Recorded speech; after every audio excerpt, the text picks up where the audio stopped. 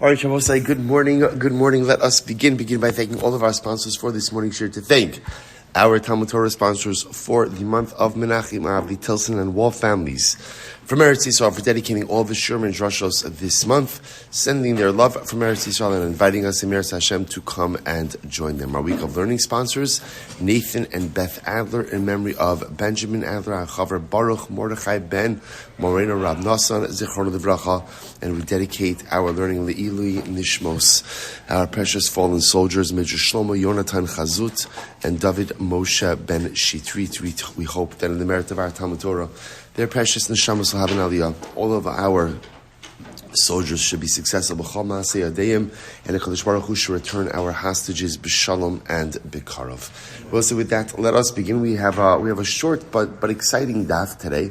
A lot of very interesting cases ahead of us. Today's daf is Samech Beis 62. We are picking up on Samech Aleph Beis 61b, 8 lines up from the bottom. So the Gemara says as follows: Sahu d'amrei l'chavrei.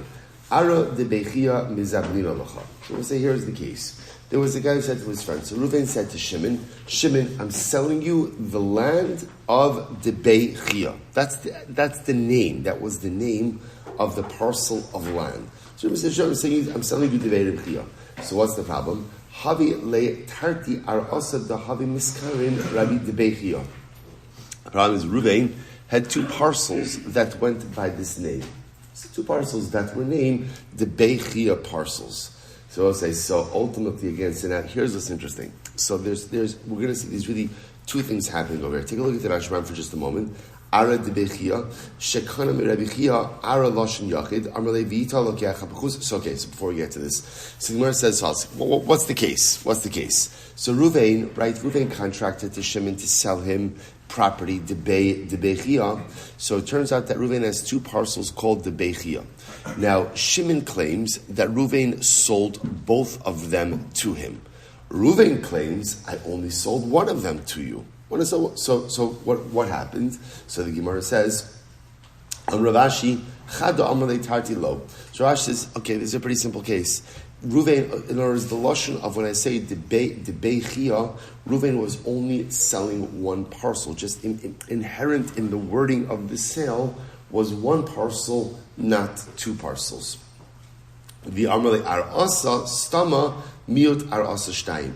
Now, if he would have said I was selling you lands, then by definition the minimum of lands is 2 parcels. So again, when saying the Bechia, that means 1 parcel of land. If Reuven were to sell Shimon lands, the minimum plural of lands is at least 2 parcels. Okay? So the Gemara goes weiter. So before we go on to that, Rashbam also points out over here, there's obviously one other issue in this Bechia case, right? So what we've established is that Reuven only sold Shimon 1 parcel.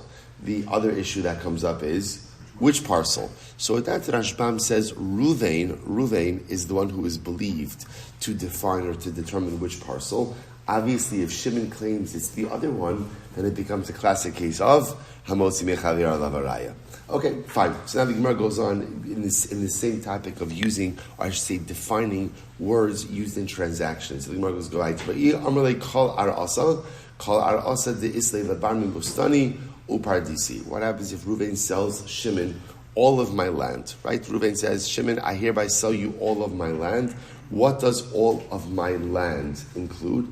It includes all of his lands except for Bustani and Pardisi. Rashi says Bustani are gardens, and Pardisi are vineyards. So land, interestingly enough, land means land, but it does not include gardens and vineyards or orchards. Look, the Gemara says, Babe is good. I'm sorry. Vi Amalei Zihira. But if you use lashon of Zihira, so I'll say, so Zihira, Rashi points out over here, Zihira kol karkaos kriyin king. So Zihira is almost a more generic term. So what's interesting is as follows. Ara, although we translate it as land, and for us that seems to be a pretty inclusive statement, from the Gemara's perspective, Ara refers to a particular type of land. Meaning, in other words, it's all land aside from gardens and vineyards. On the other hand, the lashon of Zihira is a much more inclusive statement that includes all lands. All lands. Zihira, afilu beibustani, upardisi. What doesn't Zihira include? Lebar mibati va'avdi. So Zihira doesn't include homes and slaves, homes and servants. Now again, remember again, what do servants have to do with anything over here? Because remember, avadim are hukshul karkos. An eved is like karka. So you might have thought that again in an all-expansive Zihira sale, maybe even an eved is included. Mashmalon that he's not. Top of Samech Beis. Vi'i amrle nechasi afilu bati va'avdi.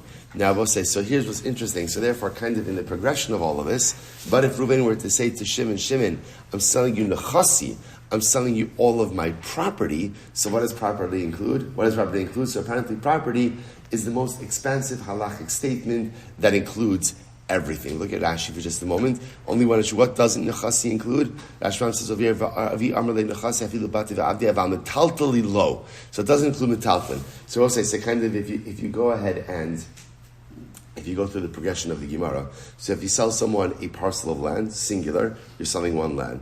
You sell someone parcels of land, that's a minimum of 2.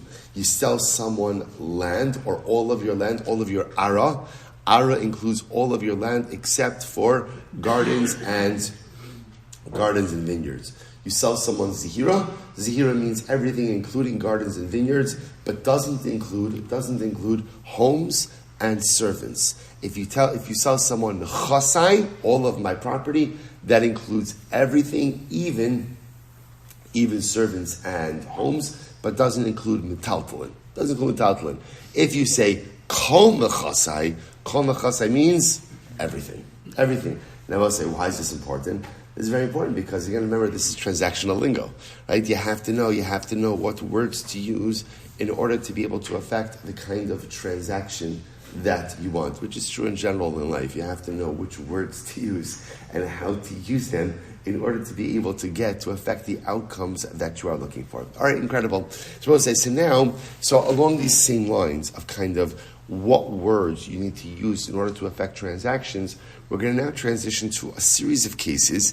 And again, let's say I want to thank Dr. Gavant. I remember that Dr. Gavant had the Sefer Perish Chai. I thought I had it on Basra, but I don't, which is the picture. So I put it on the chat.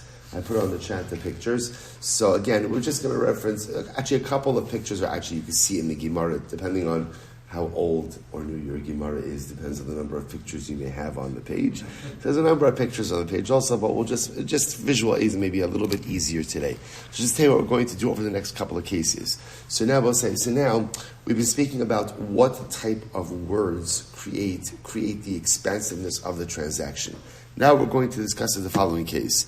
Reuven is selling Shimon, although you probably can't use Reuven and Shimon because they're used as borders over here. We'll call it A is selling to B. A is selling to B a piece of property. Now what A does is A is identifying the piece of property by association of the other fields that border it. So we're going to see a number of different cases where A uses different markers or different signs in order to identify which property he's selling to B and what the ramifications are those particular simanim that he's using. So let's analyze. Says the Gemara, Dab of Sameh Beis 62a, first line. So the Gemara says, Meitzer lo, Meitzer echad aruch, u'Meitzer achad katzer. So I'll say, so look at the following case. If you take a look, it's on the just using the PDF that I sent you. If you look at image A,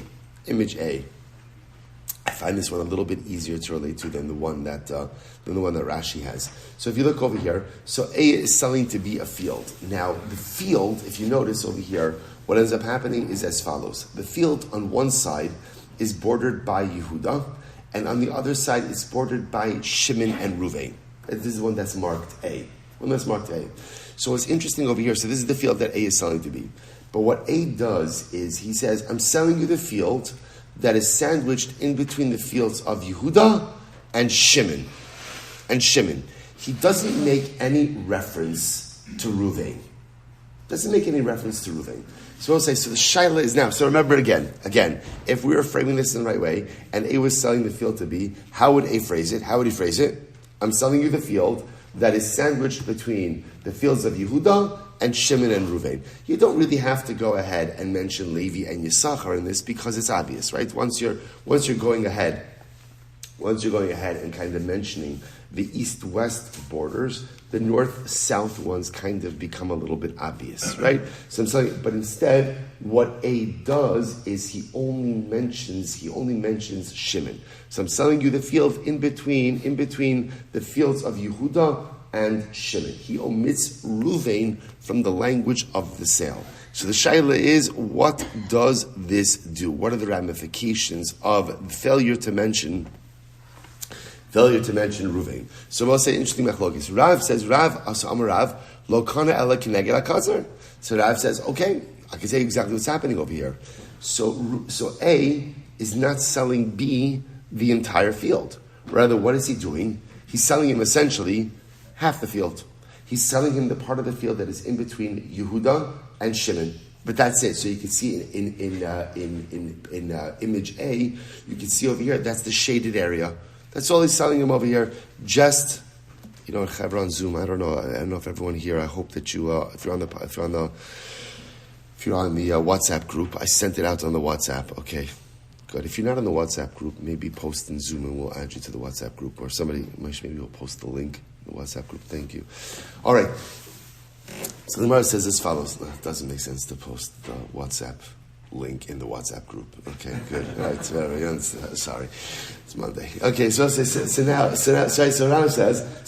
that halacha l'maisa, clearly the fact that A only mentioned Shimon and didn't mention Ruvain is that A is only selling to B half of the field, essentially the area between Yehuda and Shimon. So really borders half of Yehuda's field and Shimon's field. So the Gemara says, V'yikne keneged rosh tor, but maybe not. Maybe what's really happening over here. But say if you take a look, you can look. It's actually I forgot to label it, but it's the picture right below. It's the picture right below. Picture A is the one that's labeled 519. 519. So maybe halacha l'maisa over here. What's occurring is that A is selling to B the field as demarcated by the diagonal, right? So that's what's happening in image 519, right? So maybe in other words, Rav simply draws the line between Shimon and Yehuda, but maybe not. Maybe he's creating a diagonal, and ultimately, again, this really requires this to be a good PowerPoint, share. All right, so fine. So maybe he's selling him just the diagonal, right? And ultimately, again, so you can see over here in image 519, essentially what you do is you draw from the corner of Shimon's field all the way to the corner of Yehuda's field. Because remember, again, when A is selling to B, he is mentioning Yehuda's field as the western border of the field. He's mentioning Shimon's field as the eastern border of the field, and failing to mention Ruvain. So as Rav draws the line straight down from the edge of Shimon's field to half of Yehuda's field, so comes along Rav Kana Rav Asi say draw the diagonal. Just draw the diagonal from the corner of Shimon's field all the way to the long side of Yehuda's field. And therefore, again, maybe A is selling B that entire area over here. Whatever, they can figure out the entrance. That we'll talk about entrances a different time. That entrances we'll get to. That's a whole different sugya. Eretz Hashem. We'll get to that. So let's go right there. So the Gemara says Shasek Rav. So Rav was quiet. So the Gemara says so the assumption over here when the Gemara says Shasek Rav is that Rav accepted the opinion of Rav Kahana and Rav Asi. Now we're going to see that's not totally true in just a moment. Umode Rav, but Rav agrees, Heicha di'ika meitza Ruvain b'Shimon mechad gisa, umeitza Levi v'Yehuda mechad gisa. So listen to this. But Rav accepts in the following case of Osei. What happens if you go to the image that's labeled B? That's labeled B. So Rav would agree in the following scenario, and I will say now you'll see an interesting distinction between A and B.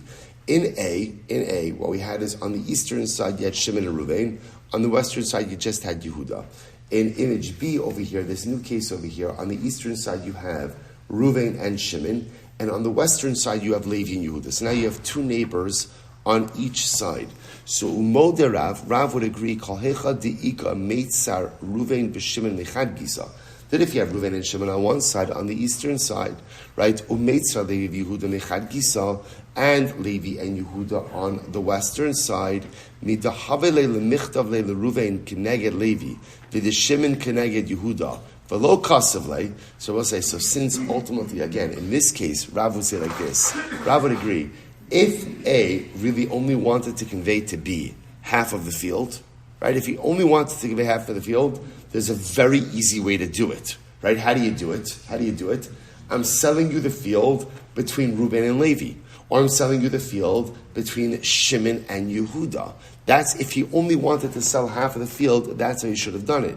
But the fact that he did not do it, so the fact that he did not do it, Shema Mina, Keneged Rosh Tor Huda Amarle. Since he did not do that, then it's clear that he's selling him the field in accordance with the diagonal. So ultimately, again, if he just says, I'm selling you the field between Reuven, Shimon, and Yehuda, then in that case he means to make the diagonal. So both sides. So therefore, again, what we have in this first case is something very interesting. So now, two cases. A is selling to be a field, and that field itself is sandwiched on all sides between different fields. So again, what happens if halacha l'maisa? So again, in case number one, A is selling to be a field in between the fields of Yehuda and Shimon. Yehuda extending on the western side, Shimon only extending for half of the eastern side. So what happens over here? So Rav says, sold them half the field. Rav Kana Ravasi sold them the diagonal. But even Rav would agree in a case like we saw in image B, where it's Reuven and Shimon on the east, Levi and Yehuda on the west, where if A really wanted to sell B half a field, there's an easy way to do that. Just mention two of the neighbors. The fact that he fails to do that, and he only mentions the field sandwiched in between Reuven and Shimon and Yehuda, indicates that even in that case, Rav will agree to the diagonal split. Okay, incredible. Again, as Rav Daniel mentioned, access, we're going to get to. Access is going to be its own separate set of halachas, as we'll discuss. Next. Meitzar Ruvain Mizrach, Umarov, Umeitzar Shimon Safan Vidarim. So we'll say, so okay, so now take a look at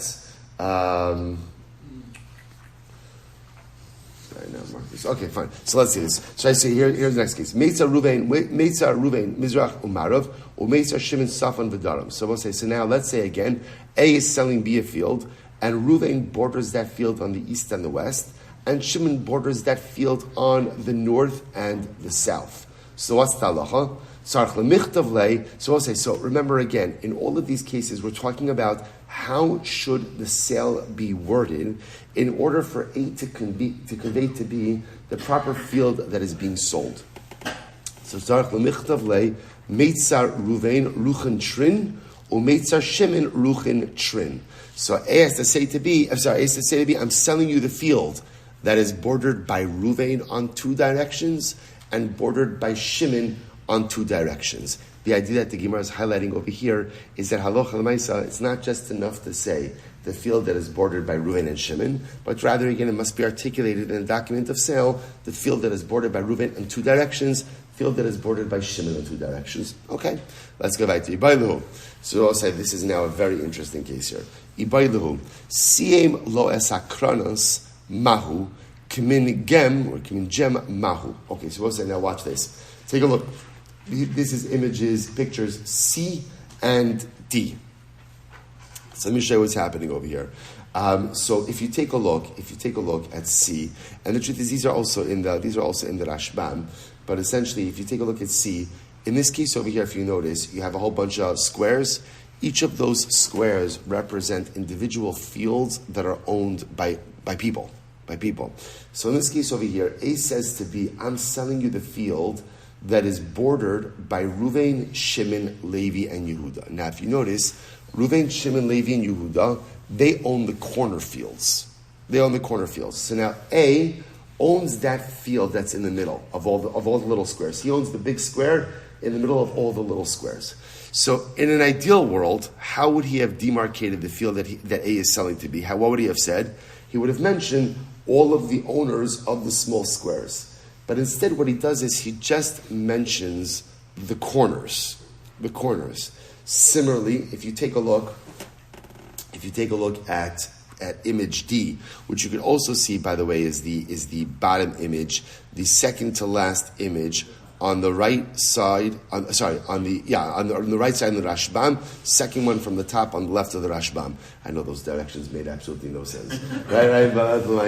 right, so that's why I just put it over here. You can see it on the sheet, because it happens that the Rashbam's one is a little bit clearer than the image, but you can see D, if you notice over here, so Reuven and Shimon both have fields that border that middle field, but their fields, if you notice over here, border at a right angle. So there are two right angles on each side of the field. Now I will say, so what's happening in both of these cases, the common denominator in both of these cases is A is selling property to B.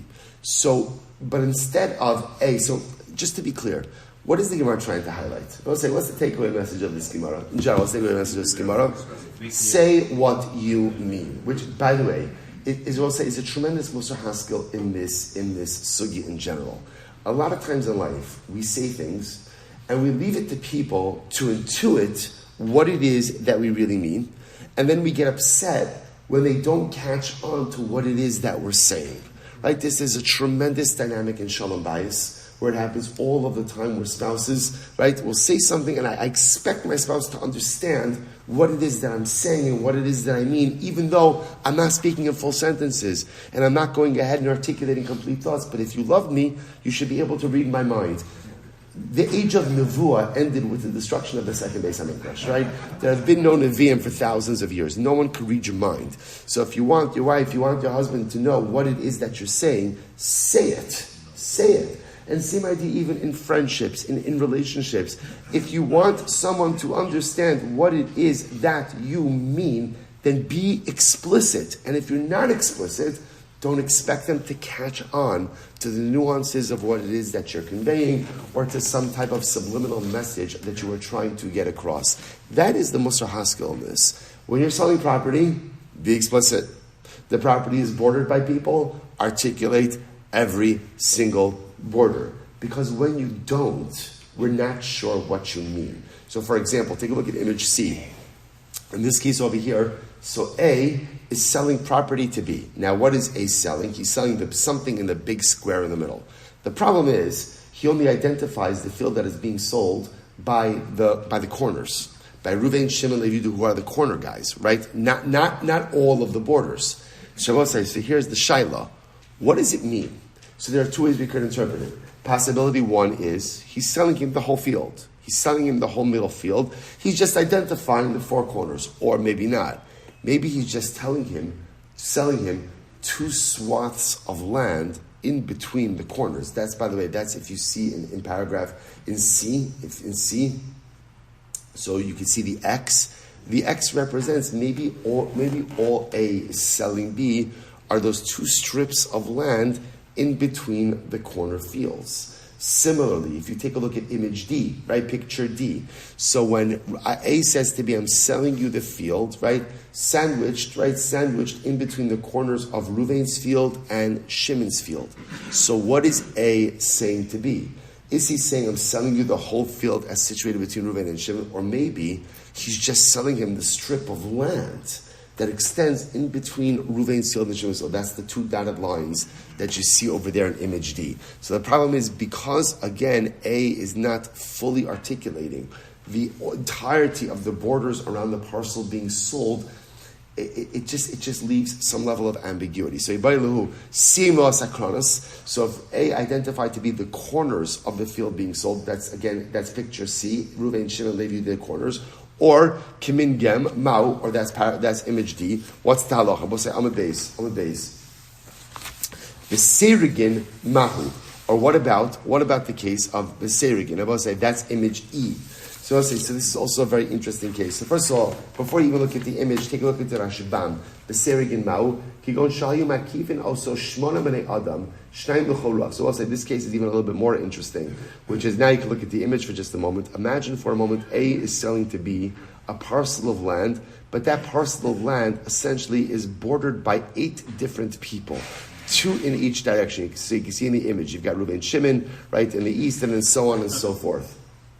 Back to the Rashbam. Shmona b'nei Adler, Shnayim l'chol ruach, Reuven, Shimon min HaMizrach, Levi, Yehuda min HaTzafon, Yisachar, Zvulun min HaMarav, Yosef, Binyamin min HaDaram. So beautiful to see the Shvatim together. Because of Reuven Meitz HaMizrach, Levi Meitzer Tzafon. So we'll say, here's what's interesting in this case. In this case, so watch what's happening. So, right, A is selling to be a field, right? The field, or he's selling him property. I shouldn't even say this. He's selling him property. Now, he's selling him property in between. That's the square in the middle of all of these people of borders. So there are eight neighbors. The problem just is, what A did is, he said, I'm selling you the field. The neighbors, by the way, are Reuven in the east, right? Levi in the south, Zvulun in the west, and Binyamin or Yosef in the north. So what he does is he's only articulating one of the neighbors in each of the directions and fails to mention the other. So I'll say, so remember, like in all of these cases, how do I understand that? Could very well be that what he's just doing is he's speaking shorthand. I don't know if he speaks shorthand, but you understand, speaking in an abbreviated form. In other words, I have to go through all the neighbors and all the borders. Understand, once I articulate one of them, you get it. It's clear. Or maybe not. Maybe he's only selling him the shaded areas by each, the diagonal half of, in other words, only the land that literally, again, borders the particular neighbor that he mentioned. So we'll say, so because we don't know ultimately, again, what it is that he's saying, the Gemara says, Teku. We're just simply not sure exactly what it is that he's trying to convey. Incredible. So we'll say, so Meitzer lo, Meitzer Rishon, Meitzer Shini, Meitzer Shlishi, Meitzer Revi, lo, Meitzer lo. So we'll say, so now this is a very interesting case. So now this one, the truth is, you could see it's actually right below image image E on the same page. It's pretty much 536, 537. Again, we'll discuss variations of this case, but here's something interesting. A sells B a piece of property. So we'll say, if you could imagine over here, what he does is as follows. He identifies the borders on 3 of the sides and fails to do so on the 4th side. Right? So he says, this is the field bordered by Reuven, Shimon, and Levi. And let's say, for argument's sake, that is north, south, and east, right? Or actually, let's do it east, west, and south. He fails to go ahead and identify the northern border. The northern border. So what do I do with that?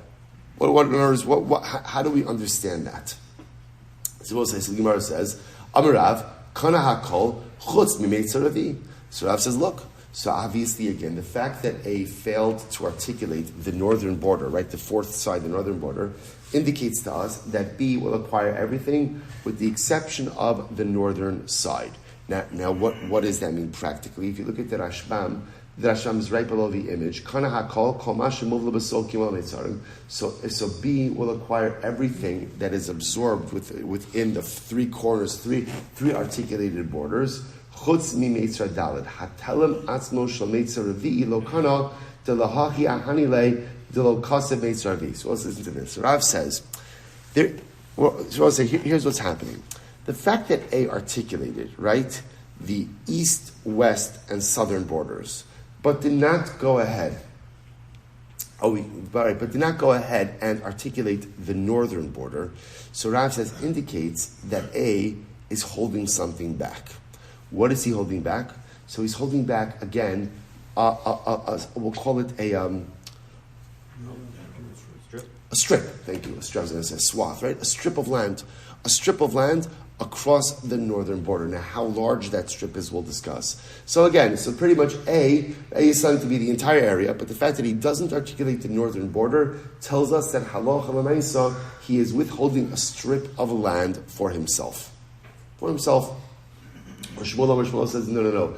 Afilu Meitzar Revi. Shmuel says, not true. Halacha l'maisa, again, do you know why A didn't write the 4th border? Right? Do you know why he didn't write the 4th border? Do you know why? He didn't need to. He understood that once you go ahead and you articulate east, west, and south, it's understood. In other words, the field is closed in on all 4 sides. Again, we're going to come back to Daniel's issue. How exactly do you access a field that is enclosed by 4 other fields? We'll discuss that. But essentially, Shmuel says the seller, A, did not have to say anything because halacha l'maisa, again, it's clear what the borders are. Ravasi says, listen to this, Afilu lo kana ela telem echad al pnei kula. Wow. So I will say, Ravasi has the most extreme position. Now, Ravasi is picture 538. I'm sorry, I forgot to mark these off. Picture 538 on your sheet. Ravasi says, in fact, failure to identify the northern border says that all A is selling to B is a strip of land along all three borders. That's the shaded area in 538. Lo kana ela talam echad al pnei kula. By the way, what does that mean? And Rashbam says over here, talam echad al pnei kula, eitel gimel mitzarim. All A is selling to B is a strip of land along three borders. Kamin ches, like the letter ches. That's picture 538. Picture 538. Now, so first of all, I understand Rav, I understand Shmuel, right? I understand Rav, because Rav is saying failure to articulate the northern border means that A is holding back something for himself. He's holding back a strip of land on the northern border for himself, right? Shmuel will say, no, he's not holding back anything. There's just not a need to articulate the northern border once you've done east, west, and south. Ravasi is, how do you understand Ravasi? Ravasi says failure to articulate the northern border essentially means that what? All A is selling B is a strip of land along all three of the articulated borders. So what's that? So the Gemara says, I'll tell you. Sarvalak da Amar Shir. So Ravasi on the one hand holds like Rav, right? Because Rav says the failure to articulate the northern border means that A is holding something back for himself. And once we know that he's withholding something on the northern side, we take that to mean what? He's withholding something on all sides. In other words, once it is clear that he's holding something back on the northern side, we assume that he's holding something back on all the other sides, which means that all he's selling is a strip of land on all of the articulated borders. So we'll say three-way machlok is how to understand this case. Amar Rava says, Hilchasa kana kula. Sorry, kana hakol chotz yemetz ravi. So Rava says the halacha is essentially like Rav, that really in this kind of case, where again A is sold to be the parcel of land, identified east, west, south, failed to identify north, so the entire field encompassed by the articulated borders is sold, with the exception of a strip of land on the northern border. So the Gemara chutz yimeitz ravi v'lo amran ela d'lo muvla ava muvla kana. Okay, so we'll say furthermore, this is only said where the fourth side is not absorbed into the other three sides. But if the fourth side is absorbed, then halacha l'maisa, he acquires everything. And after this, take a look at the Rashbam. You see the pictures of the Rashbam? You see two fields there, muvla and lo muvla. So Rava makes an interesting distinction over here. So Rava saying, on the northern border side, the shaila is as follows. Is the northern border absorbed, right? Is that strip of land absorbed within the other three aforementioned borders or not? So when we say that you don't acquire a strip of land on the northern border, that's ultimately, again, where that strip is outside of the other three articulated borders. But if halacha l'maisa, the strip of land on the northern side is absorbed within the three other borders, you will go ahead and acquire that strip as well. So interestingly enough, so we're paskening like Rav, that halacha l'maisa, failure to articulate the northern border means that the seller is holding a strip back for himself, but that's only when that strip is outside of the boundaries of the other three articulated aforementioned borders. But if the strip is absorbed within the other three borders, then B acquires that as well. Incredible. The chilo mivla now, listen to this. And even when the fourth side, the strip, that what we'll call the northern strip, is not included within the boundaries of the other three aforementioned borders, namilo amr ela diika le richba de digla vavi tishas kabin. They'll say that strip itself has to be significant. How is significant defined? It has a row of palm trees, and you're capable of planting 9 kav of seed over there. Okay, so this was the, because we're assuming over here that if A is selling land to B, and now we're saying failure to identify the northern border means that A is holding onto a strip of land for himself. It only makes sense if he's holding onto something. If what? If it's significant. What's the definition of significant? Something that has a row of palm trees or is large enough to plant 9 kav of seed. But if it's not large enough for this, then bepashtos, we assume that A is not holding it back for himself. But if halacha l'maisa, the strip of land is so small that it doesn't have a row of palm trees, or you can't plant 9 kav of seed in it, then halacha l'maisa, we assume that B acquires this as well. So we're beginning to see something very interesting. So as much as we paskin like Rav, so just let's do the halacha l'maisa. So the halacha l'maisa is A sells to B a parcel of land, right? He identifies. So he's learning the sugyas. He's identified the southern border, the eastern border, the western border. It doesn't identify the northern border. So the way we're paskin halacha l'maisa is like Rav, which means failure to identify the northern border means that A is retaining a strip of land on the northern side for himself. That's what it means. Now what we're doing is we're giving the qualifications for that. So first of all, that's only if that strip extends above the east-west, well, it's going to be the east-west sides, right? But if the strip is included in the east-west borders, then ultimately, again, B acquires that. Furthermore, in order for the strip to be excluded, it has to be significant. What's the definition of significant? Either a row of palm trees or large enough to plant 9 kav of seed. But if it's not that large, then by definition, it will be included in the sale. Incredible. So the Gemara goes weiter. Now what we can infer from this is that if the strip is included in the east-west borders, so I'll say in that case, and this will make sense, based on what we said before, if the northern strip is absorbed within the east-west borders, then even if it does have a row of palm trees, or it is large enough for 9 kav of seed, it will still be included in the sale. We'll say an alternate version of what we just mentioned. Amar Rava. So we'll say this is just an alternate version of Rava. Rava says, Hilchasa, kana hakol, bafilu meitza revi. So we'll say, so in this version, Rava is not paskening like Rav, but rather Rava is paskening like Shmuel. That namely, when A doesn't identify the northern border, why isn't he identify the northern border? Why not? He doesn't have to. He already gave east, west, south. It's understood. We don't need to. It's clear. It's the field that's sandwiched in between these three sides, which by definition means the north side as well. So in this version, Rav is passing like Shmuel. Furthermore, v'lo amran ela demuvla. But when do we say that? That's only if, literally again, the strip of land on the northern side is absorbed within the east-west borders. In other words, this is where literally the northern field, mamish abuts, the east-west fields as well.